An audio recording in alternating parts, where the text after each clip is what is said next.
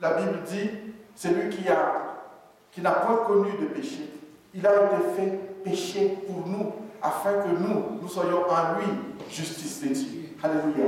Amen.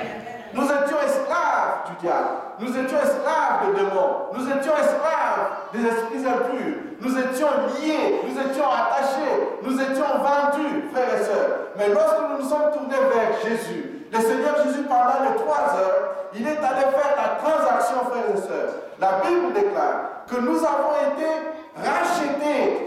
Nous avons été rachetés. Il est allé pour dire, pour tous les esclaves, pour tous ceux qui sont encore liés, pour tous ceux qui sont encore captifs, je vais payer pour chacune des personnes une à une. Maintenant, le prix de notre liberté a été payé à la croix de Christ. Pendant les 3 heures, Jésus-Christ, pendant qu'il perdait de son sang, pendant qu'il devenait péché pour nous, il opérait la transaction spirituelle, frères et sœurs.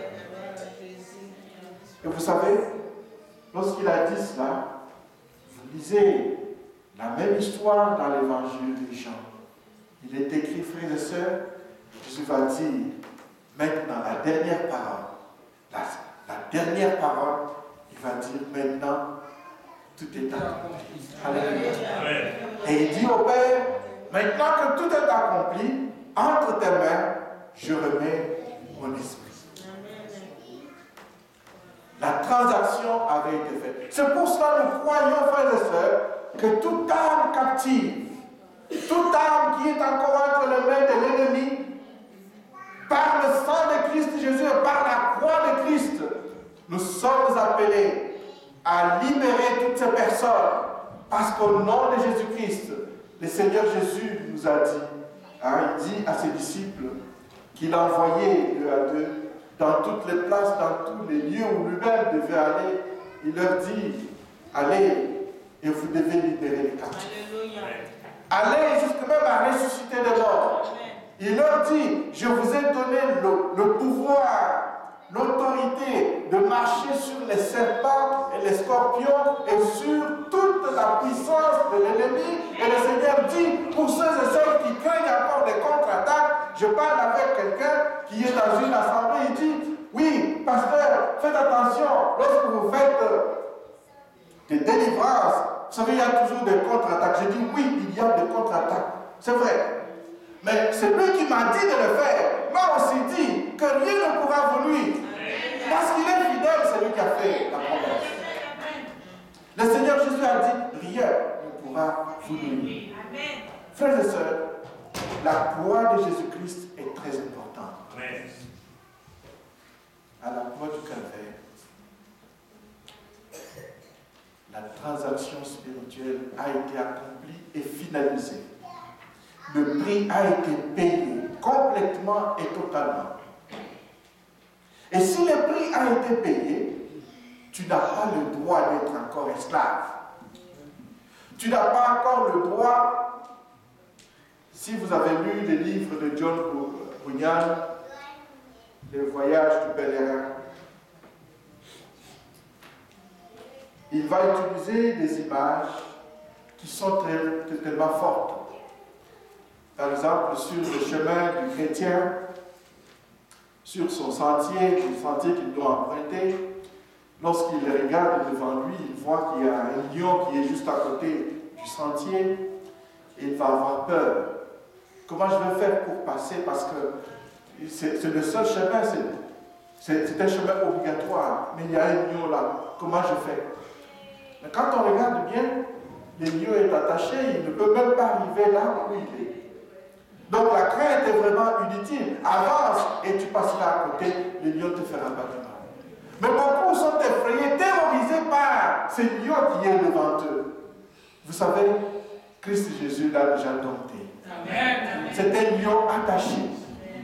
C'est un lion qui ne peut plus rien vous faire. Tant que vous êtes dans la main de Jésus-Christ, c'est un lion qui ne peut pas vous faire quelque chose.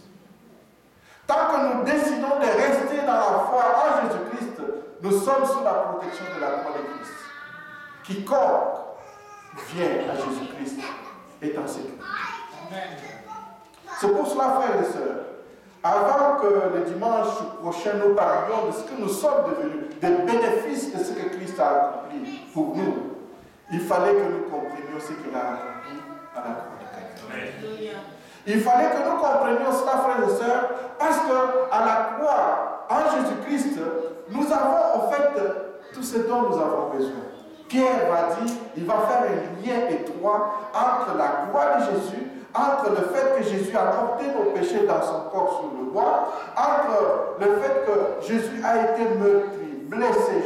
J'ai insisté sur les blessures qu'on a infligées à Jésus dans son corps. La couronne d'épines qu'on a placée sur sa tête, les épines perçaient la peau. Et quand les épines percent la peau, le sang, n'est-ce pas? Lorsque Jésus a été flagellé, la peau de son dos a été pratiquement arrachée et Jésus a saigné. Lorsque les clous ont percé ses mains et ses pieds, le sang a coulé. Jésus a saigné. Frères et sœurs, Pierre vient nous dire après que par les meurtrissures de Jésus-Christ, vous serez guéris. Merci beaucoup, frère. Par nous serons guéris. Nous sommes guéris. Il n'y a rien que nous pouvons recevoir de Dieu si ce n'est par la foi. Et je peux alors aller auprès de Christ si je suis malade et clamer ma guérison par la meurtrissure de Jésus-Christ. Parce qu'il est dit que par les meurtrissures de Christ, je suis guéri. Alléluia. Amen. La Bible déclare aussi, frères et sœurs, que lorsque Christ à la croix, mourant pour nous, lorsqu'il opérait la transaction spirituelle, de manière que tout esclave peut maintenant prétendre à la liberté en Jésus-Christ, Jésus a fait encore plus. Pour tous ceux et celles qui croient vraiment en lui, la Bible dit que maintenant, ils ont été associés au peuple de Dieu, le vrai Israël de Dieu, ceux qui ont la foi d'Abraham. La Bible dit qu'ils ont maintenant en Jésus-Christ, ils ont accès à la bénédiction d'Abraham, qui leur était impossible d'accéder parce qu'ils étaient étrangers. Maintenant, toi, Congolais ou Rwandais, Camerounais ou Malien, qui que tu sois, tu peux aujourd'hui avoir accès à la bénédiction d'Abraham par ta foi en Jésus-Christ. Et parce que tu as foi en Jésus-Christ, la Bible dit que les paroles que Dieu avait prononcées sur Abraham, pour Abraham, lorsqu'il lui disait, Abraham, sois intègre et marche devant moi. Si tu marches devant moi, si tu marches pour moi, si tu marches avec moi, c'est lui qui te bénira, je le bénirai. Alléluia. Amen. Gardez-vous de maudire le peuple de Dieu, frères et sœurs. Vous bénissez le peuple de Dieu, Dieu vous bénit. Et le Seigneur dit à Abraham, c'est lui qui te maudira, je le maudirai. Et lorsque le diable s'attaque à toi, il s'attaque au Dieu vivant. Alléluia. Parce que tu es devenu l'enfant de Dieu, tu as accès à la bénédiction d'Abraham. Frères et sœurs, il faut que nous comprenions, il faut que je comprenne, il ne faut pas que je sorte aujourd'hui de cette salle sans avoir fait la paix avec Jésus-Christ. Sans être accouru vers la croix de Christ, parce que dans cette croix, il y a tellement de choses que le Seigneur Jésus a accomplies pour moi. Lorsque ses disciples étaient sur l'eau, ils faisaient face à l'affront du vent vague. Ils étaient fatigués. Ils venaient juste de parcourir quelques villes, des villages, 2 à 2, en train de prêcher. Et puis ensuite, dès qu'ils rentrent, le Seigneur voulait qu'ils se reposent un peu, mais la foule était là, ils n'ont pas pu se reposer. Jésus a dû enseigner la foule, et puis il leur a dit après, alors dans ce cas, nous traversons, nous allons de l'autre côté. Et c'est pendant qu'ils vont de l'autre côté, Jésus étant sur l'autre bord, pendant qu'il renvoie la foule, que eux sont sur l'eau, ils ne pouvaient pas avancer, ils sont en difficulté, les vents sont très forts, et puis ensuite, ils sont fatigués, ils ont faim, etc.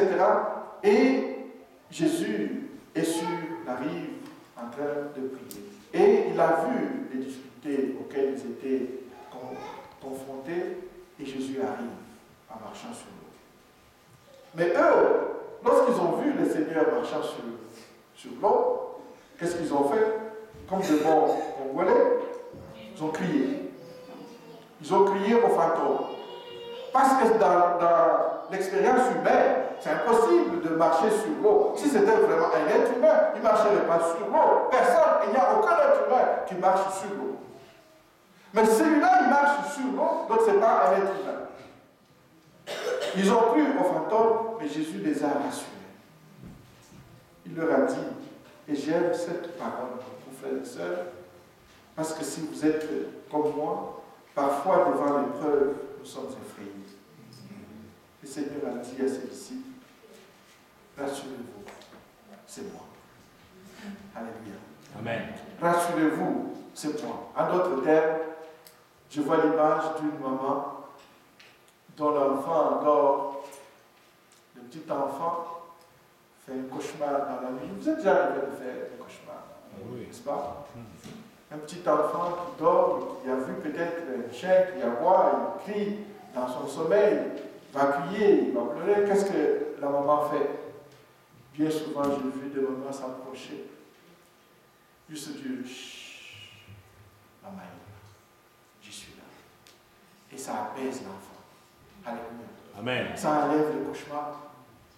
Et on voit l'enfant qui avait des grimaces, l'enfant, tout il redevient bien, serein, parce que la maman est là. Dans ce genre de choses, le papa n'est pas souvent là, parce que